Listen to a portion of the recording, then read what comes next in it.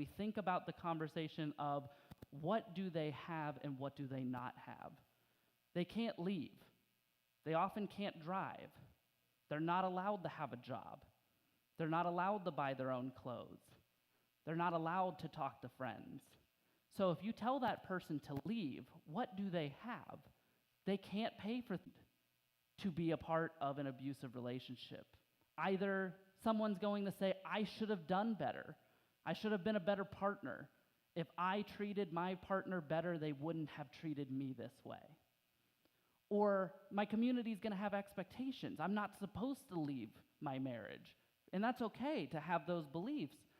But that's also a factor we have to keep in mind is if my spouse is actively hurting me and my children, and my community tells me I can't leave, then the only option is to endure the abuse or betray my community's trust and find a healthier option.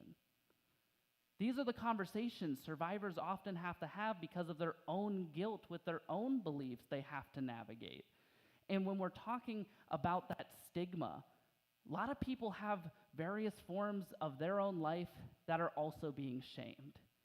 If you go and get resources, that makes you a bad father, a bad mother. What do you mean you can't take care of your kids? If you have to stay in a shelter, are you going to be viewed like all the other homeless people that are now being shamed and judged for their status in society?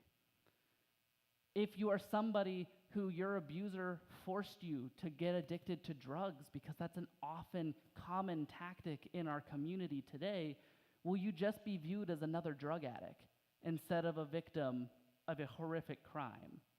Shame and stigma keeps people from healing, and we all, in one way or another, have participated in the shame and stigmatization of very vulnerable people in our community.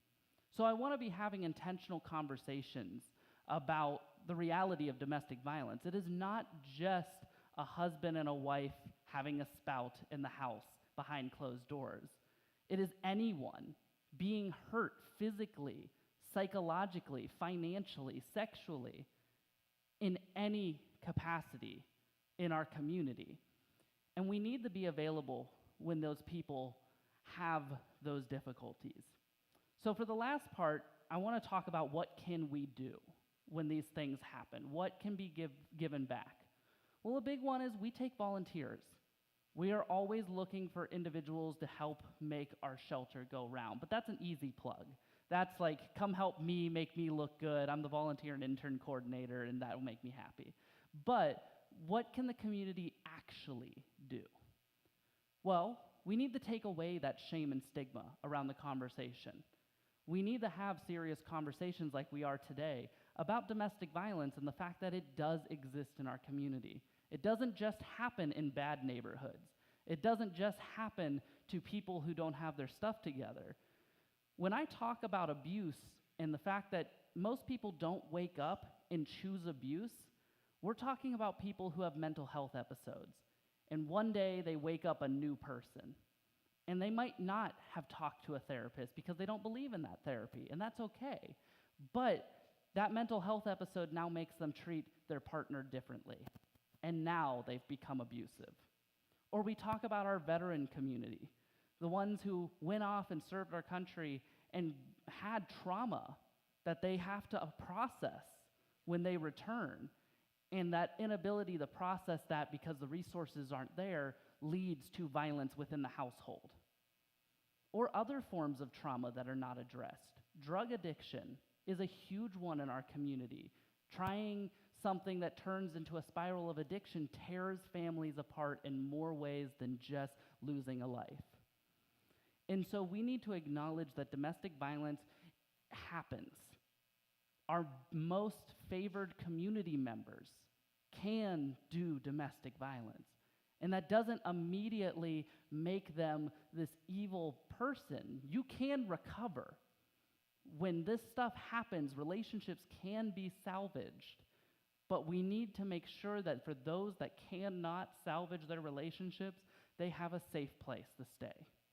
And so I want to ask you to not only talk about these conversations intentionally, and address domestic violence as it is in the community, but know that there's resources available.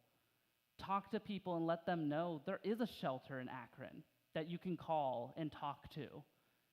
Let people know that people like me will come out and give presentations to kids about healthy relationships and all the ways that we should be building a foundation of trust in our community and love in our community. Talking about these conversations in spaces like this is how we start changing the culture that promotes domestic violence and keeps it from a conversation that happens behind closed doors and brings it to the forefront of how do we as a community help these people get better.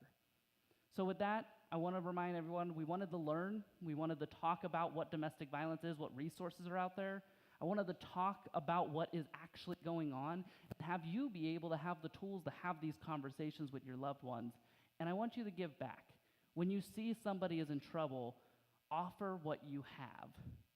Offer what you can, and learn about what's in the community to give back, and let somebody know these people will help you. I want to thank you all for having me here today. It was great talking with you all. I hope you have a great rest of your Sunday, and thank you once again.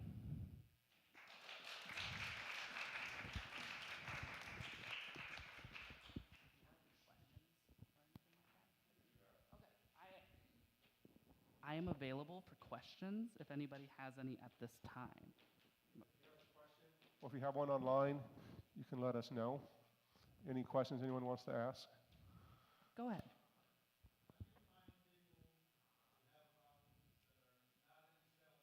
Mm-hmm. Yeah, so a lot of the times in our world, we see people engage in our services through one of three places.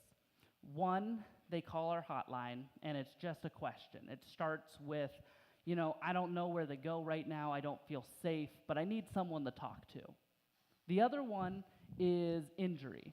We have advocates that go out to any hospital in Summit and Medina County, and often these are situations where it's a complication with a pregnancy, or a sprained wrist, or a black eye.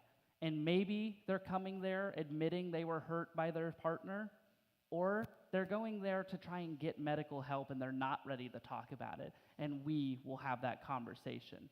The other one is just general community members. We have many statistics that talk about domestic violence. It talks about 1 in 4 women experience it, 1 in 8 men experience it, but those are just the numbers of people who do report. And so some people live their whole life with community resources. One of my favorite ones is if someone was to come and talk to you, being the ability to, if you wanted to, reach out, and I will come to the church and I will chat with whoever wants to have these conversations, because we need to be out in the community. I don't expect everyone to come to me. If you come to my office, we have a lot of individuals in our community who are not prepared to take care of their elders, do not have the tools to take care of themselves most of the time, let alone their elders. And so what we see is the beginning conversation of neglect, not being taken to doctor's appointments, not going to community spaces. If somebody who routinely shows up to church every week suddenly stopped coming to church, IT at least little power and control over what you do. So we monitor those situations very closely, because that's a very vulnerable population, and nobody deserves to go their life where that is a huge either benefit or barrier to getting help. On one end of the spectrum, the religious community, when you all are together,